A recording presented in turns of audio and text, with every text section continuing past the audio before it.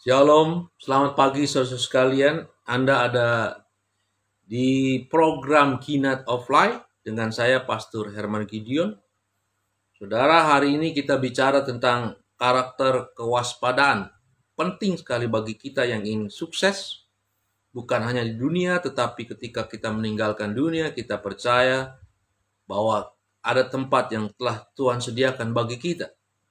Oleh karena itu perlu saudara bukan hanya belajar tentang manajemen risiko dengan analisa risikonya, tetapi juga kewaspadaan menurut firman Tuhan. Jadi kewaspadaan adalah bagaimana kita menggunakan dengan hati-hati, saudara, dari indera tubuh dan indera rohani agar dapat mengenali adanya bahaya yang dapat merusak sumber-sumber yang Tuhan percayakan kepada kita, sehingga kita dapat mencegah dampak negatifnya secara dini, saudara. Meminimalisir tingkat resiko yang bisa timbul.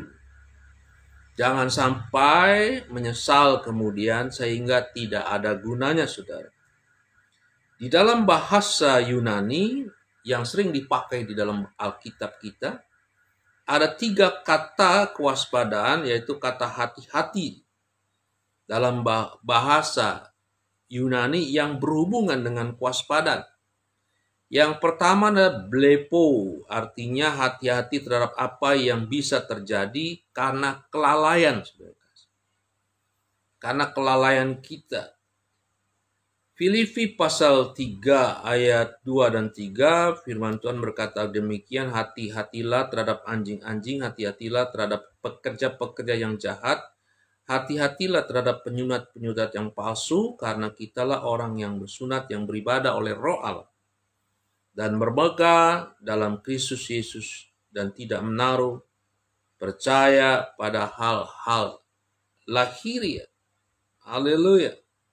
Saudara, kita juga harus berhati-hati terhadap setiap orang yang bergaul dengan kita, terutama dengan ajaran-ajarannya, dengan karakternya yang bisa merusak setiap sumber-sumber yang Tuhan percayakan kepada kita.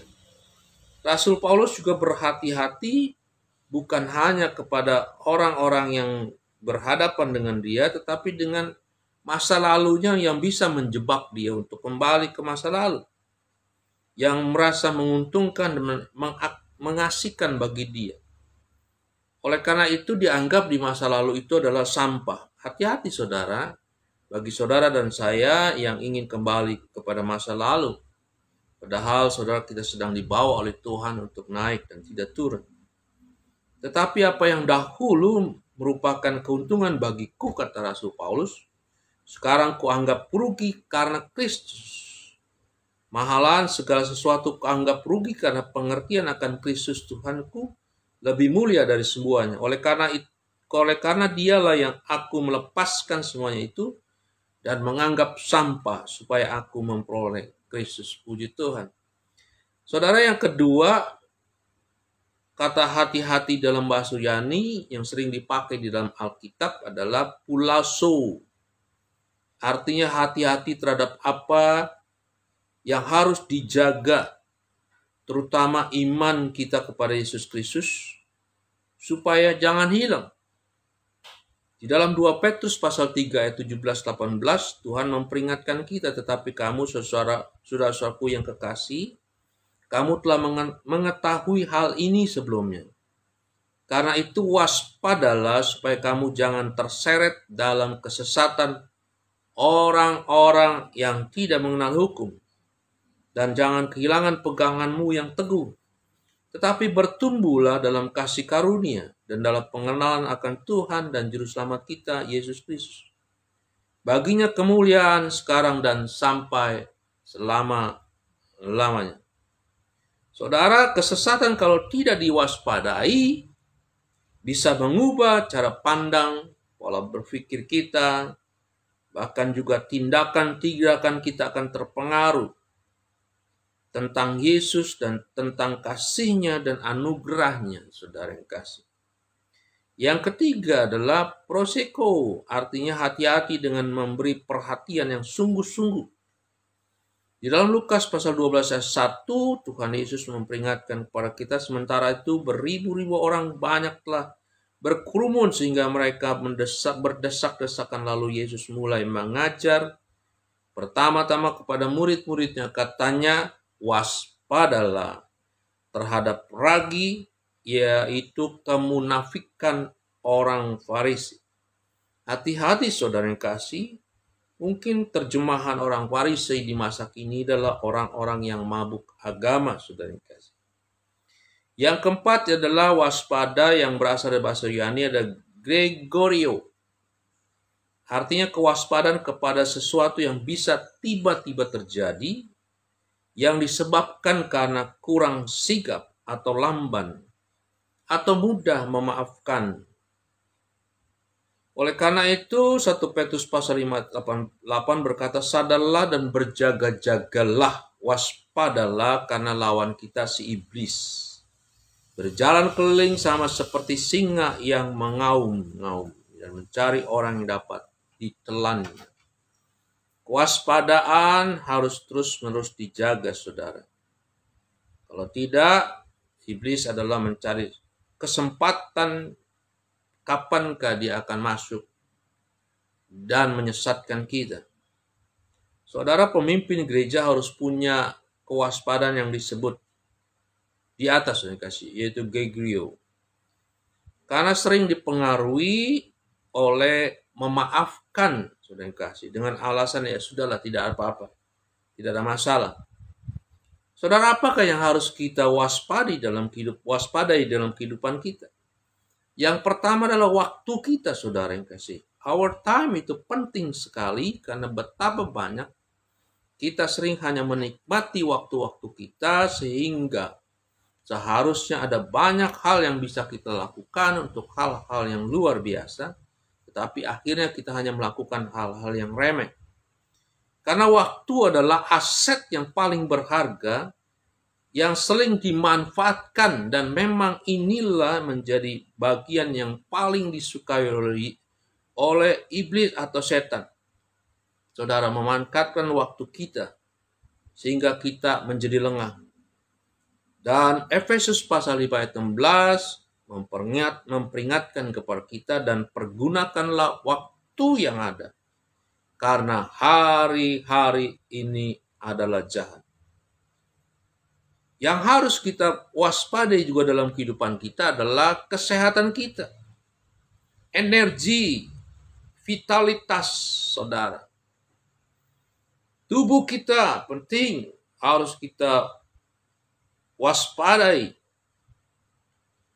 Saudara yang kasih, sering itu turun, kesehatan, energi, vitalitas kita turun karena kita punya gaya hidup yang salah. Kita tidak mendisiplinkan tubuh kita, diri kita, supaya kesehatan kita tetap prima, energi dan vitalitas kita selalu siap sedia untuk dipakai menjadi kemuliaan bagi Tuhan. Saudara, jangan sampai kita tak berdaya lagi karena kita tidak berhati-hati menjaga kesehatan kita. Haleluya, puji Tuhan. Gunakanlah, saudara yang kasih, segala tubuh, kesehatan kita, energi, vitalitas kita untuk melayani Tuhan. Selagi kita bisa melayani Tuhan. Kalau kita sudah tidak berdaya, saudara, kita akan menyesal karena ada banyak yang kita buang-buang secara percuma. Yang lainnya, saudara kasih, apakah yang harus kita waspadai dalam kehidupan ini adalah yaitu kesucian, kemurnian, kekudusan kita. Karena apa? Karena pergaulan yang salah bisa merusak kekudusan. Saudara, bukan berarti saudara tidak boleh bergaul. Tetapi kita harus waspada dan menjaga diri supaya kita tidak menjadi bagian dari pergaulan yang salah yang bisa merusak kekudusan kita. Saudara, yang penting juga yang harus kita waspadailah hubungan kita dengan Tuhan. Saudara yang kasih, jangan sampai karena hal-hal yang tidak penting atau gangguan-gangguan yang tidak kita waspadai, kita tidak perhatikan sehingga bisa mengganggu fellowship kita dengan Tuhan. Hubungan intim dengan Tuhan Ada banyak waktu yang terbuang sia-sia yang seharusnya itu menjadi waktu yang quality time bagi kita dengan Tuhan.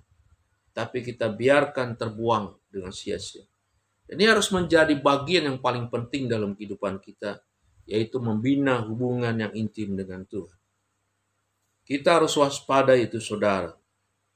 Jadikan itu hal yang paling utama dalam kehidupan kita. Karena dialah sumber kita. Saudara, yang harus kita waspada yang lainnya adalah keluarga dan sahabat-sahabat kita. Haleluya, kita harus waspadai mereka. Kita harus banyak belajar berdoa buat mereka.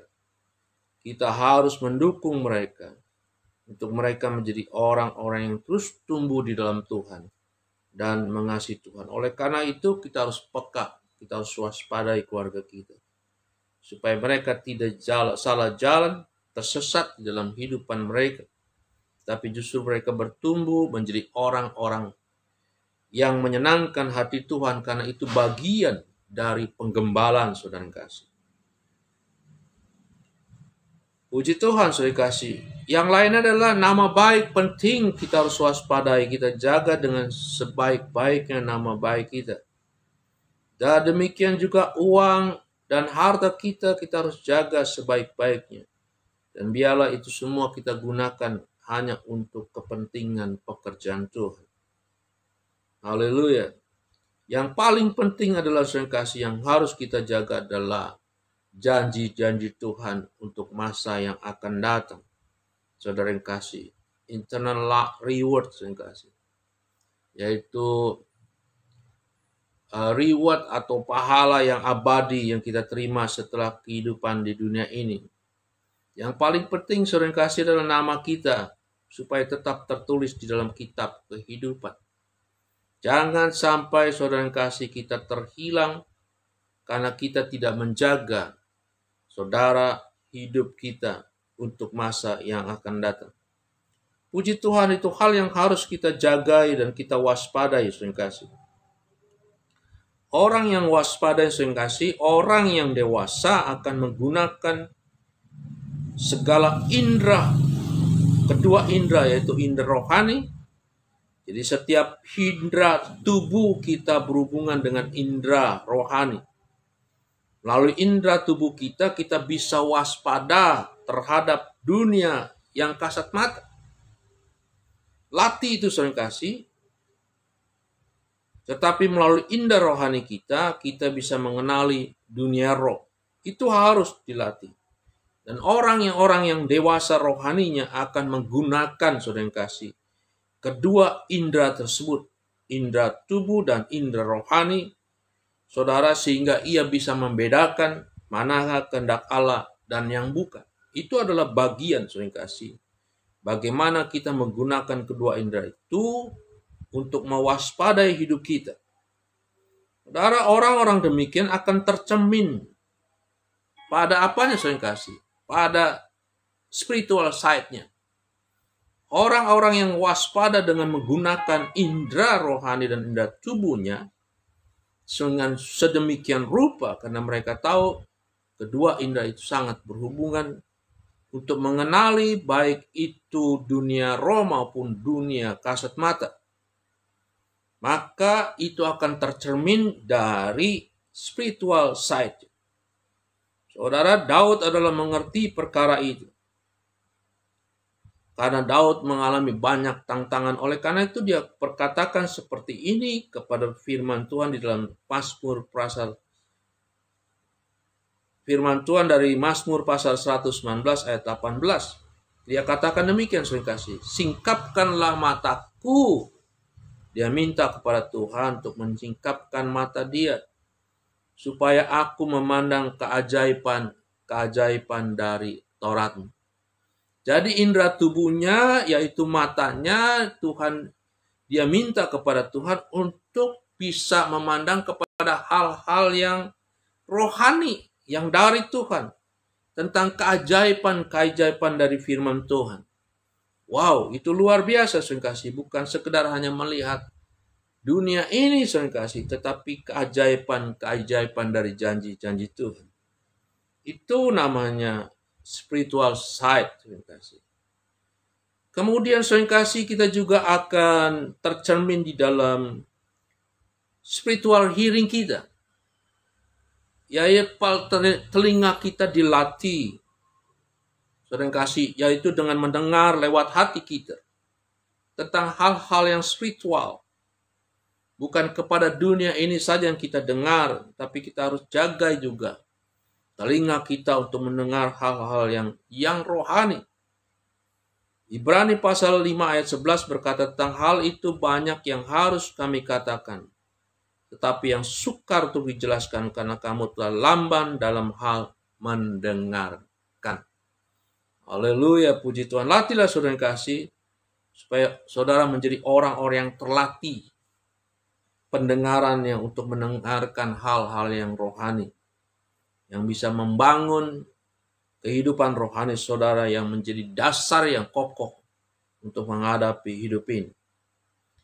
Saudara yang kasih, orang yang sungguh-sungguh menggunakan indera tubuh dan indera rohaninya, maka itu akan tercermin pula dari spiritual testnya, saudara yang kasih. Haleluya. Apakah yang dia sukai dalam hidup ini? Daud berkata, takutlah akan Tuhan orang-orang yang kudus, sebab tidak berkekurangan orang yang takut akan Dia. Kesukaannya adalah Taurat Tuhan, takut kepada Tuhan. Orang-orang demikian tahu apa yang menjadi sentuhan-sentuhan rohaninya. Saudara, 1 Yohanes pasal 1 ayat 1-3 firman Tuhan berkata demikian. Coba saudara pikirkan ayat ini.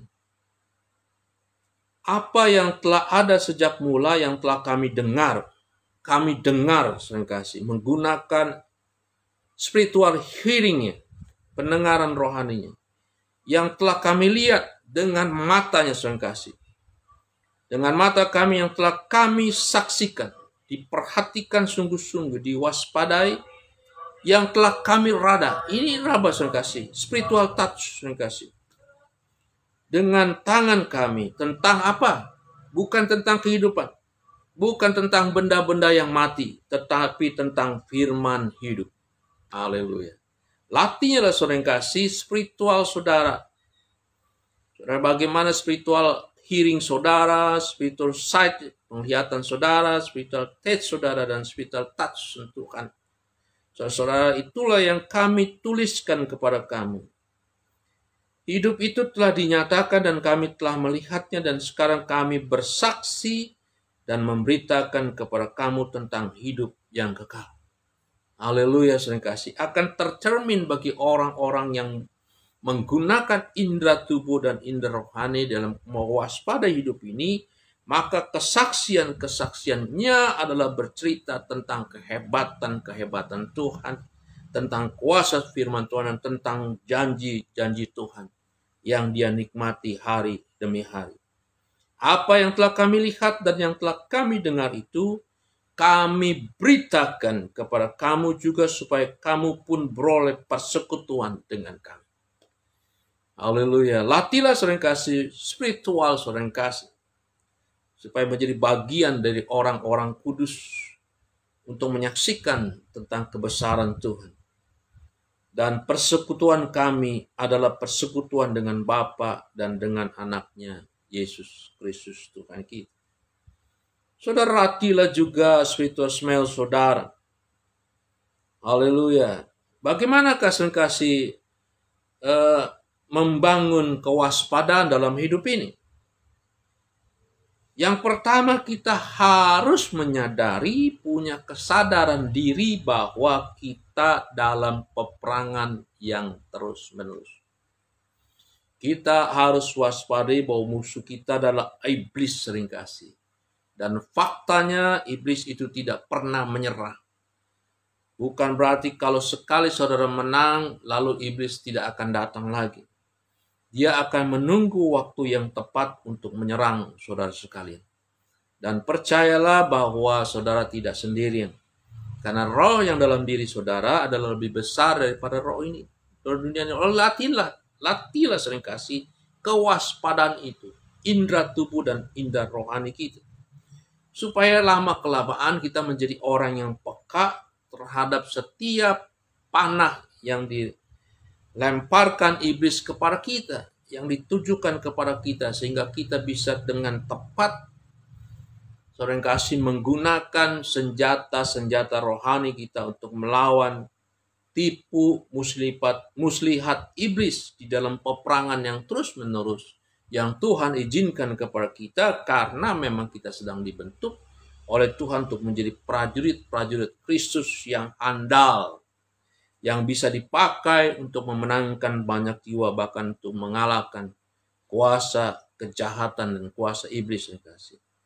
Saudara, karena Tuhan meminta kepada kita untuk kita terus upgrade kemampuan rohani kita, supaya kita terus tumbuh menjadi pribadi-pribadi yang punya kekuatan bukan dari fisik ini. Karena tubuh jasmani ini akan menurun, tetapi tubuh rohani kita, akan diperbaharui dari ke hari, akan terus tumbuh menjadi manusia rohani yang luar biasa di dalam Tuhan. Saudara kasih, kita harus mengerti bahwa hidup adalah rangkaian dari sebab akibat, dari apa yang kita tabur dan yang akan kita tuai. Oleh karena itu, waspadailah setiap apa yang kita lakukan dalam hidup ini. Menaburlah yang baik. Tuhan mengajarkan kepada kita dalam mulut yang sama tidak boleh keluar kutuk dan berkat. Dan Yosua memberikan perintah kepada orang Israel sebelum dia masuk ke tanah Kanaan dia. Hari ini pilihlah. Engkau pilih kutuk atau berkat. Tapi kalau kau pilih berkat, engkau akan mendapatkan hidup yang kekal. Puji Tuhan, sering kasih. Saudara, mari jangan biarkan sekalipun, sering kasih, rasanya Anda layak untuk mengutuk seseorang karena begitu jahatnya apa yang dilakukan kepada kita. Tetapi firman Tuhan berkata, jangan sekali-kali keluar dari mulutmu kutuk. Sekalipun kutukmu seolah-olah betul dan mengena dan berhasil, seperti apa yang saudara katakan, terjadilah kutuk itu. Tetapi ingat, saudara kasih, bahwa kita adalah manusia yang terbatas. Kita tidak sempurna dalam hidup ini. Kita sendiri adalah terus dikuduskan. Artinya, saudara kasih, firman Tuhan itu akan diukurkan kepada kita. Dan suatu saat ketika kita melakukan hal yang sama ketika kita menggunakan kata kutuk itu, maka kutuk itu akan mengena kepada kita. Karena Tuhan adil, saudara kasih. Tuhan itu adil. Dia tidak akan menghukum orang lain, saudara kasih, berdasarkan Tuhan tidak akan menghukum orang lain, saudara kasih, berdasarkan apa yang dilakukan, dan Tuhan juga akan menghukum kita, saudara kasih, dengan apa yang kita lakukan kepada orang lain. Haleluya, puji Tuhan. Gak akan diukurkan kepada kita. Saya maksudkan itu, saudara kasih. Jadi kalau suatu saat saudara mengutuk seseorang karena dia berbuat salah, dan suatu saat kalau saudara melakukan hal yang sama, saudara kasih, maka hukuman yang Tuhan kenakan kepada orang yang melakukan kesalahan tersebut akan dikenakan kepada kita, saudara kasih. Dan itu fakta banyak terjadi di dalam konseling secara pribadi. Hati-hati, saudara kasih. Oleh karena itu, pilihlah kutuk atau berkat. Saudara kasih, kalau saudara ingin diberkati, maka berkatilah orang lain, bukan kutuk. Sekalipun ia layak untuk mendapatkan kutuk dari kita, tapi kita tidak diperbolehkan oleh firman Tuhan untuk mengutuk orang lain. Kemarahan kita tidak boleh dilampiaskan dengan kata-kata kasar atau kutuk yang kita lemparkan kepada orang lain, karena itu akan diukurkan kepada kita.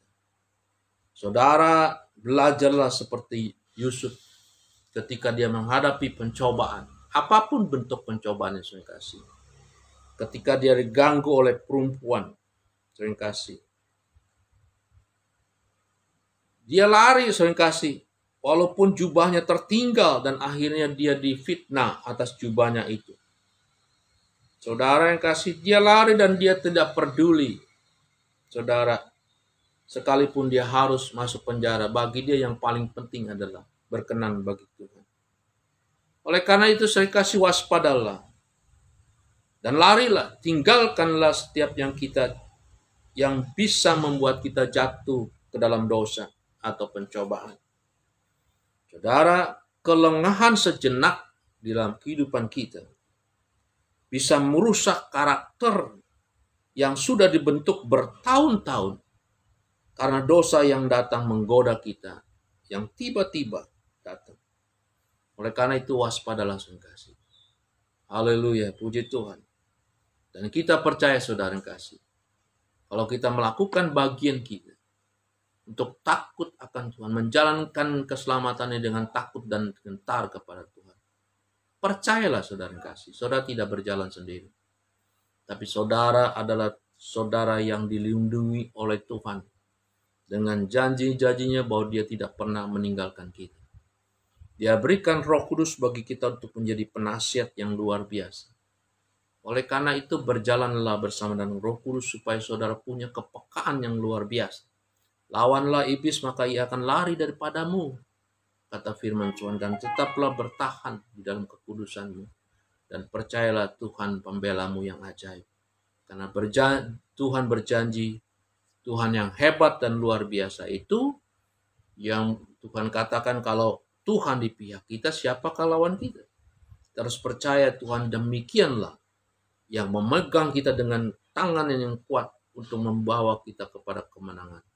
Waspada dalam hidup ini, karena kita sedang menantikan kedatangan Tuhan Yesus, dan Tuhan sampaikan kepada kita dalam 1 Tesalonika pasal 5 ayat 23. Semoga roh, jiwa, dan tubuhmu terpelihara sempurna sampai kedatangan Tuhan Yesus yang kedua kali.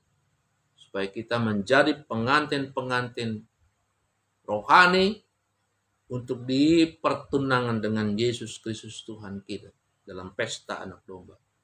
Tuhan memberkati saudara kalian. Selamat pagi bagi saudara sekalian yang mau didoakan, silakan hubungi kami. Kami ada untuk melayani saudara sekalian. Atau ada pertanyaan-pertanyaan bisa disampaikan, saudara silakan hubungi kami. Tuhan memberkati saudara sekalian. Haleluya. Saya akan berdoa buat sekalian. Saudara, mari kita angkat tangan kita, arahkan hati dan pikiran kita kepada Tuhan. Kami percaya Tuhan Yesus Kristus, Engkau Tuhan yang hidup. Kau yang mengasihi kami, bukan hanya memperhatikan tapi berjalan bersama dengan kami. Menyertai kami dengan kasih dan kuasa-Mu yang ajaib. Tidak akan Kau biarkan kami jatuh tergeletak. Tapi dengan kekuatan tangan-Mu yang ajaib, Kau gendong kami. Sampai masa tua kami, Engkaulah Tuhan yang ajaib. Terima kasih Bapa atas Roh-Mu yang luar biasa. Roh yang lebih besar, lebih dahsyat daripada roh dunia ini. Oleh karena itu kami percaya kemenangan demi kemenangan Tuhan telah sediakan bagi kami.